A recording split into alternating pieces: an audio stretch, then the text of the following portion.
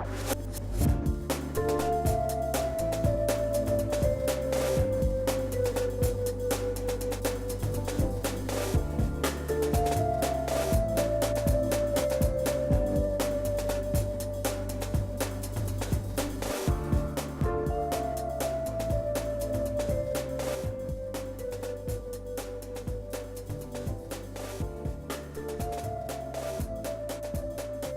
your host, Cynthia Khan, and I bring you another episode of Every Nation, Tongue, and Tribe, where I bring people from every nation, tongue, and tribe.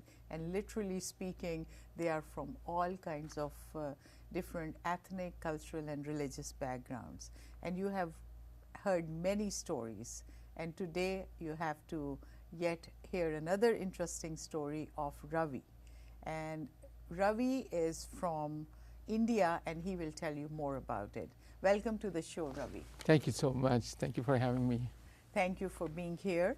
And Ravi, your name is RaviYalamanchi, That's which correct. I really had to practice. Yes. So anyways, I'll just call you Ravi to Yes. make it easier. That's so fine. Ravi, tell us about your origin. Where do you come from? I'm originally born and raised in India. I come from the southern part of the country, from the state of Andhra Pradesh. I was born in Twin Cities, Hyderabad and Secunderabad. Sort of the Twin Cities, I compared them to St. Paul and Minneapolis here. Right, Yeah. right. That's what I was thinking Yeah. of. Yeah. It's. I've been to Minneapolis and I compared myself to those cities. But I was born there and went to school. Obviously, went on to college. I did my law degree there, and I was doing what is similar to CPA, Certified Public Accounting, called Chartered Accountancy. While in the midst of it, I came here as a student and joined Eastern Michigan University in the International Trade Program. My whole objective at that time was to come to States, and because I had a business background, to learn about management and be here, sort of go to school, work at a company in the private sector a couple of years, and go back into business back at home. So your plan was to go back Yes, to your yes, country. yes. Okay. But it didn't happen. No. That's one lesson I learned in life is things don't go the way you want it to be. Exactly. But it was not bad at all. In a way, it turned out to be wonderful than what I expected it to be, or even without planning, I should say. I was, as a student, as a co-op, I got a co-op job opportunity with City of Ypsilanti. And it was a wonderful opportunity, gave me an opportunity to do, they asked me to come in and look into a financial situation where it was a very troubled situation for the city's housing commission. And my responsibility was to figure out a solution either to close it down or to make it a viable and sustainable organization. Now you're talking about Ypsilanti. Ypsilanti, Okay. right, while I was in school. And that's really changed my whole life because when you see, and my interest has always been in business and even pursuing my chartered accountancy and doing my law school. I was working at a firm and interacting with a lot of businesses. So never came to know about the public life or the life, the challenges of many families who struggle day in and day out. Right. And I saw that in my job as a co-op student, and that changed my thinking and really made me focus on it. And with the solutions that I came out to sort of keep that organization sustainable for the city actually hired me as a full-time employee and asked me to implement my own plan that I developed for its sustainability. And that was again, I said, okay, I'm going to do it for a year and then move on. That 1 year became, 4 months became 1 year, and then that additional 1 year became another 4 years. And I decided to go back into private sector because this was a public thing. But while in that job, I had a lot of interaction with the U.S. Housing and Urban Development. I was working very closely with them. And they actually referred me to other jobs and wanted me to go into other cities and really help out in those cities. Mm-hmm. So unknowns to me, I end up in Lansing as a deputy director. And so from there, I moved to Saginaw as the executive director of Saginaw Housing Wow. Commission. And So Ravi, let's talk about, see, this is a subject which a layperson, like somebody who doesn't know about all these things, yeah, don't understand. right. So explain a little bit about what exactly your job is. Sure. And what do you do, because see, all that you are talking about, Right. and how do you compare it with back home, Yeah. you know, the system Right. and development, Right. you know, authorities in Right. back home, Right. and how that works, and Right. how is it different here in America? So two questions. Yeah, two questions, right. The first question, in terms of one of the neat things or wonderful things, I call it my country, United States now, is they have created a system for people who struggle with their lives. Mm-hmm. You know, every family, if not every family, a good number of families go through struggling in their life in making a good economic situation Right. for themselves. Right. So there's a struggle period for many of them, you know, while their families are trying to put their kids through school or trying to change between jobs or working two jobs. So a lot of families are struggling. Mm-hmm. But during that time, there are some opportunities for families, sort of a net that helps them support them while they're building their life. Mm-hmm. One of the nets is creating affordable housing for the family.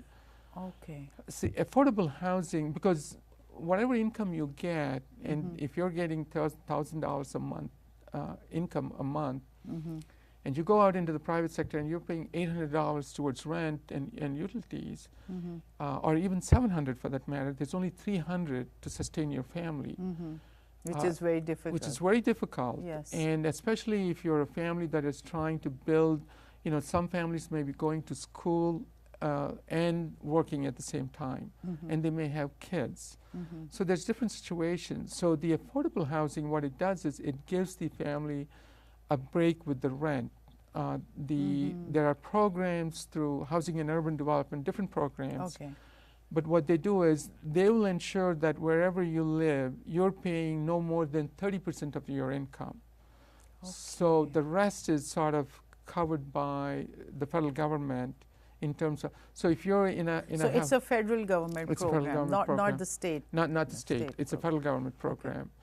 And that program really, even to today, it provides shelter and support to millions of families in Millions the of country. Now, my question here is, who is eligible for that kind of help? Any family that meets the local community's income guidelines. Every county has, the federal government sets up income guidelines for all the communities in the country. Every year they issue new income guidelines. Mm-hmm. And what it is called is median income. So for instance, if you take Oakland County, Mm-hmm. they look at the median income of Oakland County. Let's say the median income, I don't have the number, but as an example, let's say the median income of Oakland County, because it's sort of a rich county, 80,000. Okay. So anybody below that 80,000, you know, if you're at 80% of the median income or 50% of median income of that income, Yeah. that family would qualify for some assisted housing. Okay. So, and there are entities throughout the state that offer those programs. Mm-hmm. And a lot of times, some people don't know what those programs are. And I think this, Right. a lot of people don't know about don't it. know that. Yes. And so there are ways to build one's life. I will give you an example. When I was in Ypsilanti, for instance, it happened to be an Indian couple. Mm-hmm. The husband was working part-time. Wife was going to school at U of M. Mm-hmm. She was doing her master's and wanted to go to doctorate program. So when they talked to me about the challenges and struggles, I talked about the program, and I said to them, you know, I'm going to put you in touch with the manager that I know in that division, and you should come and talk to them, and you can get some help with it. So they came and talked and they qualified, they got the assistance. Mm-hmm. For 3 years, they got the assistance, but by the end of 3 years, she finished her doctorate. When she finished her doctorate, by the time she finished her doctorate, her husband got a good job, Mm-hmm.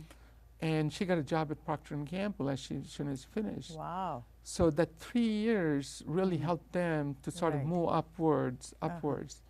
And these programs are meant for that purposes, to give sort of assistance during the time that they're struggling and sort of help them move to a better economic conditions. So once they are helped out and they move on to the second level where they can support themselves, so then they are removed They're out of the from program. They're out of they the get program. out of the program. Because their income standards grow, Okay. and it is no longer advantageous for them to.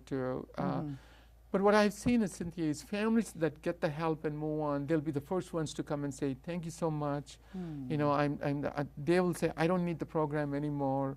You know, 99% of the time it happens. There may be a small percent that may abuse it, but 99% of them really thank for the program and they move on. And they always remember that they received some assistance, and because of that, they were able to move on and have a better quality of life. Wow, Yeah. that is so good. It is. And I'm sure, Ravi, we really have to put this information out. Yes. Because I don't think Yeah. people know about it. You know, you're right. Because I'm in the housing, community development, and economic development industry throughout, and that's how my career has grown. I'm familiar with the programs that whether the feds or the states offer, and we work very closely. And there's also financial tax credits where the private sector can get involved in developing affordable housing. I mean, we may drive around in the cities, whether it's Troy, Rochester Hills, other cities, and look at some apartment complex and go, or a senior building and go, "That's a nice building." But if we really look at some of the property behind that, the story behind that, they probably got some assistance through tax credits or some federal program that these private investors were able to build that housing. So it's a partnership between the private sector and the public sector that created some affordable housing for seniors. Because when individuals, as they grow in their life and children move out and seniors and their age grow, you know, the income levels drop again. Right. And so they no longer can sustain some high costs. So there's some good senior housing throughout the state that will provide very good housing, but it won't cost as much as in the private sector. Wow. And that senior housing, most likely it's a combination of public and private partnership, or just by public dollars, Okay. or even by private dollars, but with some support from the federal programs. But I think there is always a criteria Yes. how to qualify. Oh, definitely, yes. And now my other question is that you said that you can, I mean, one is the income level. Right. Secondly, what other things are put into consideration? Because see, is it a single mom or who else becomes eligible for this program? Right. The key criteria to become eligible is they have to meet the income guidelines. Income guidelines. Income That is the guideline. first thing. That is the number one. Okay. And the income levels change based on the family size. So it may be one person, or as you said, single mom. Let's say there's a single mom with 2 kids. That's considered family of 3. So they would look at the income level for family of 3, what they should be. If they're below that, then they're taken into the program. So that program, I mean, doesn't matter who they are. You know, it could be a senior couple, it could be a young couple, or a single mom, or even a single dad nowadays. The income criteria is the first guideline that they would meet. And obviously, one of the key things is, you know, we want to make sure that the programs are not abused by anybody. And so, you know, there's some criminal background done on these families and things like that. Of course. Yeah. But that's the key criteria, is the income level. That, you know, somebody that's making 70,000 is not trying to get the... Exactly, yeah. Well, here we take a short break and we will come back and ask more questions from Ravi. Thank you so much for watching.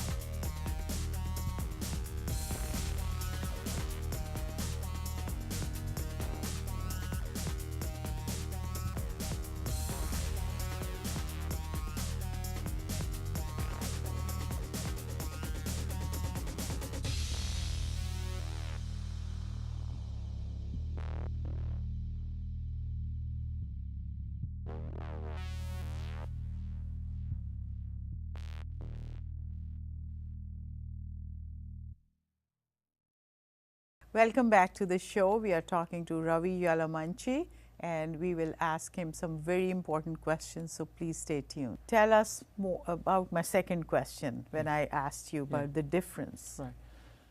You know, Cynthia, I'm not really sure. I do know in India there is some sort of affordable housing.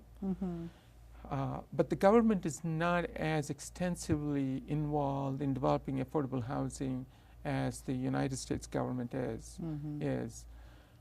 Much of India, to what I know, to the extent that I know, and I should be careful because I left the country a long time ago. Exactly. So I'm definitely not in tune with what is going on. The system. The system and what it is. But to the best extent that I know, the way it is it's mostly private housing that is done, and families tend to manage within their own incomes in living. And in one of the things in India is there's the families live together closely. Here generally, if your son or daughter, after a certain while, they move on, they have their own family and they're moving at a different location. But I know families where the parents and the son and the daughter-in-law and the grandkids, they're all even living. when they get married, so it's extended family. It's a very extended family type of culture, which is still very, very, very normal today. Not just when I left.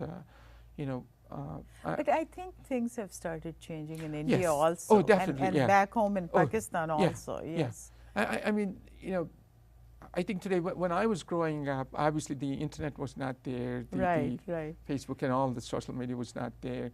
But today, at a click of a button, you can see what's going on around the world. And the youngsters, I think, if I were to go to India, the youngster in India would teach me more lessons than I can tell them. Exactly. They probably can speak more about the United States than I can speak of because of the technology and the media that is out there. So it's very impressive, the youngsters, and I speak when I say youngsters across the world, it's very impressive. So I mean, in my last visit to see my parents when I was there, some of the conversations that I had with these youngsters, I said to myself, I don't want to sit with them and take an exam. Most likely I will fail and they will pass easily. They know They're so very much. bright and very intelligent, they know so much. very impressive. And it seems as if we know nothing. No, absolutely. It's an impressive generation that's coming along. So even with that change, it is not as it used to be when I was growing up, where the extended families were just big extended families. I think that is changing also. That is changing, Yes. It's smaller families, but there is at least, like, to give example of my own family, my parents, the brother next to me, who used to live separately, but they now live together because my parents are aging. So he and his wife and daughter and my parents live together. This is another interesting aspect of the Indian society and here, that usually older parents, they live, the parents, with their son. Yes, exactly. Because this is how the system is, and I think the children, they feel obligated that we have to take care of our elderly parents. Whereas in this country, in America, which is now our home, that it's and again, this is the system here. It's a different. I think it's a different lifestyles that we get adapted to. Exactly. Adapted to, and the cultures too. I think there's, in relative comparison to India, and I'm thinking in Pakistan too, there's more societal pressure in those countries. Exactly. I think that's very true. Versus here. Yes. Here you can operate independently and live your life. Nobody is going to come and ask you, what are you doing? Exactly. And there, even your neighbors know what's happening. What are you doing? How come you're not paying attention to? I went back to visit my parents one time after 15 years. And it was like the biggest crime I've committed when I went back. The first thing everybody talked to me for the first few days, how could you do that? That you came after 15 years. Right, after 15 years. And it was the most guilt that I carried while I was there. But you get into, I got it out as a student. I was building my career, and one thing led to the other, and I was immensely involved with my work and career. I became very passionate of what I was doing. I really believed in things of making.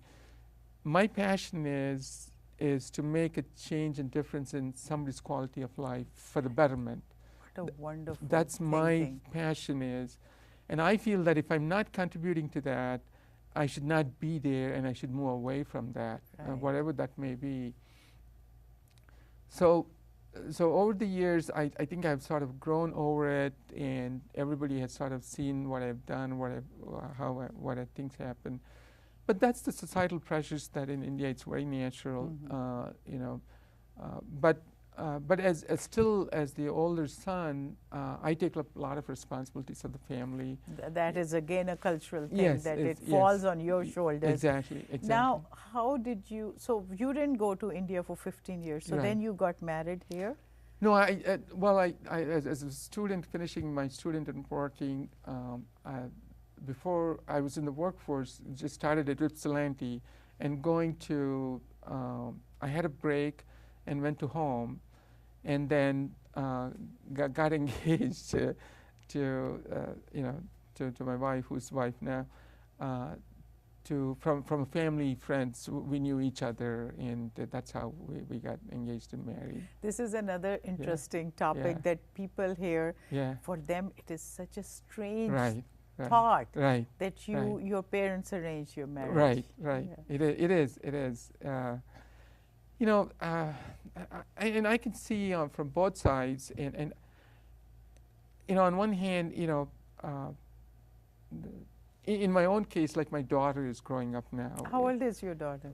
She's 20, Okay. and she's at school, so I don't know how it'll be with me, but for my parents and me, it was more of, you have this family, you know the family, you have to know the families. Family It is very important. very Family is very important. Yes. You have to know the family, and is it from the family? Because the belief was, families strengthen the kids, and the kids will do better. For a better future and all of that. Right. So so I got, maybe I should say she got lucky. I don't know, or she. Well, I have to tell her that. Well, so what is your, where is your daughter going to school?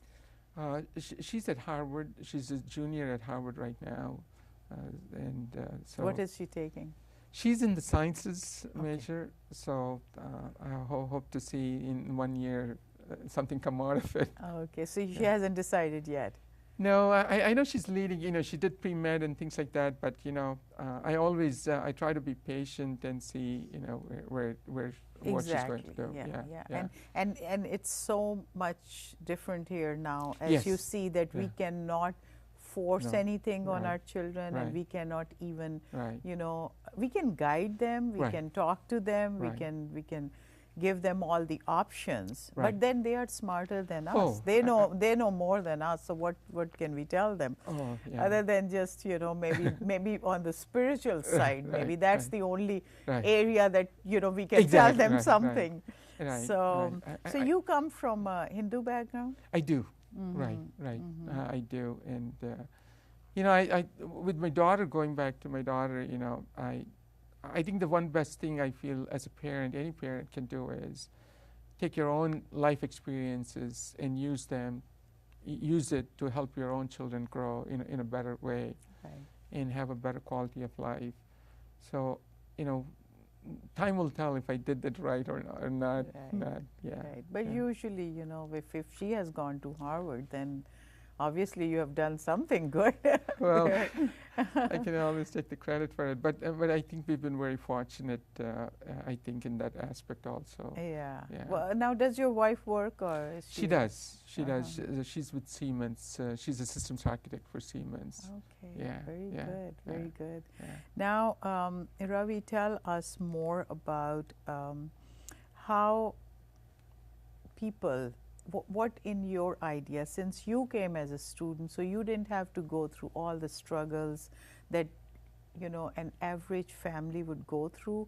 who come at a later age, Right. when they Right. are already married, have Right. children. Right. You know, and there are so many different ways that they come to this country. That's correct. As Right. immigrants, Right. as, you know, family sponsorship, Right. or these days, you know, a business, and sometimes refugees. Right.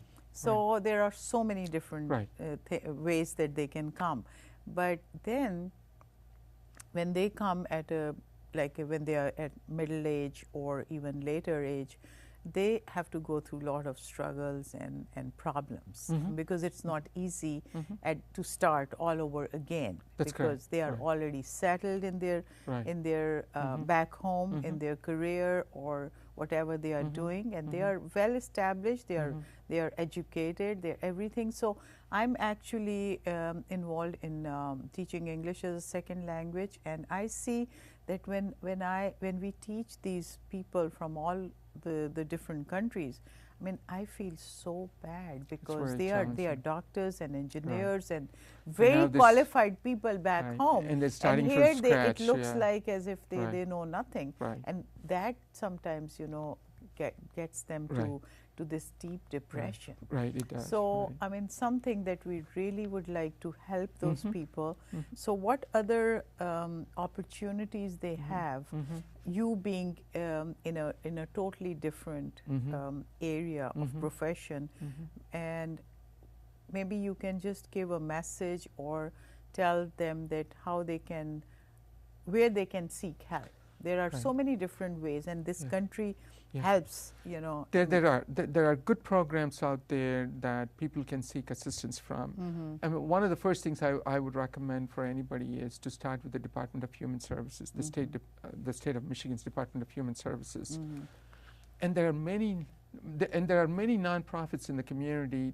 I think one of the best things I would advocate for anybody is to contact the local chamber and find out from the local chamber what nonprofits are there in the community that provide different services. One good example I can talk about it is in Rochester Hills, for instance. There's a couple of good nonprofits, but one of them is the Rochester Area Neighborhood House.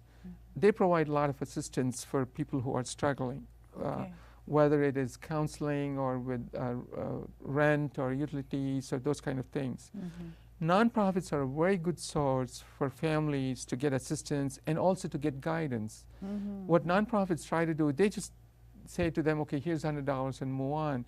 They actually help them connect to other resources. I would ask every family to start there. Second, you know, local community schools, if they have small kids and they have to go to schools, you know, public schools are very good at connecting them to some social services entities. And depending on what type of, you know, some people may be associated with churches, some with mosques, and some with temples. That's a third area I would encourage them to try to get in connected with. Whatever their religious affiliation is. Whatever their affiliation is. Yes. Because many churches and many faith-based institutions are looking out to try to help out the families. And the fourth one is, as I said at the very beginning, the state of Michigan Department of Human Services. With those four, I think what will help them is to sort of establish some sustenance. So, which will also give them guidance to, you know, one of the key points you brought up is there are engineers, there are doctors that come here. And I can relate to that, Cynthia. You know, I had my law degree. I'm a member of the Bar Association. I came here. And I almost felt like in the first few years, none of my education was worth a dime. So I can relate to that. Yes. And when I finished my master's and later on I went I did my MBA at U of M. But before I did that, I wanted to see if I could use my law degree and sort of get into, you know, maybe get into law school, do 1 year to cover it up, to cover my whole career. But they said I had to start from ground up. I had to write the LSAT, and I have to do all the 4 years and everything. And a decision at that time, because I was building my career, I said, God, 4 years of college I have to pay and all of that. I didn't pursue that. But education is always helpful at the end of the day. You know, it helps me even today. The law degree helps me in my own business, in my own career. It helps me a lot, so that I just don't react and call an attorney. I can think at least. So I think their education is never a waste. It's very helpful to them. Yes. And what I would also encourage them is to get involved with the community. What I encourage to many individuals is, like my own daughter, I said, I want you to be successful, but as you're learning and growing and being successful, at the same time, I want you to invest in the community. How can you relate to the community? What is it you could do in the community? It doesn't matter what you can do. Even a small thing is valuable to the community, but we should not live in isolation, or we should not live in our own world. What is it we can contribute out into the community? That is very important It point. is. And I think all of us parents should start teaching our children this basic, you know, Community responsibility. Yes, responsibility as a citizen and as in our neighborhoods, wherever we live, because that is something missing from people who come from other countries. Because this is what I have seen, that because we have not done it in our own countries. And here, this is something big. Volunteer work. Volunteer, yes, they could volunteer in their schools, at the nonprofits, their own faith-based organizations. Exactly, anywhere. Anywhere. As long as we're being out there in the community and being part of the community, and not live in isolation and live in our own world. You know, we all want to have a good quality of life, but to me that is not as good or as worth it is if any others in the community are not having the same quality of life as I'm having. Maybe and if you have a good life, how can you contribute something towards making others' life better? Exactly. Yeah, that's something I think the message we can leave with the audience. Yes. And especially, I mean, I think, Ravi, it was such a pleasure having you. You have really opened our eyes, because you know, there are so many things that even I didn't know, and they were very helpful. And I think it will be very helpful for our audience. And I will be bringing more and more guests to this program, and I hope you enjoyed and learned so much from listening to Ravi. And we thank you so much for coming to the show. Thank you so much, Cynthia. God bless you. Thank you. This concludes our show, Every Nation, Tongue and Tribe, as we bring people from every ethnic, cultural, and religious backgrounds. And I hope you enjoyed it. And I'll bring you another episode next time. Keep watching Every Nation, Tongue and Tribe. This is your host, Cynthia Khan.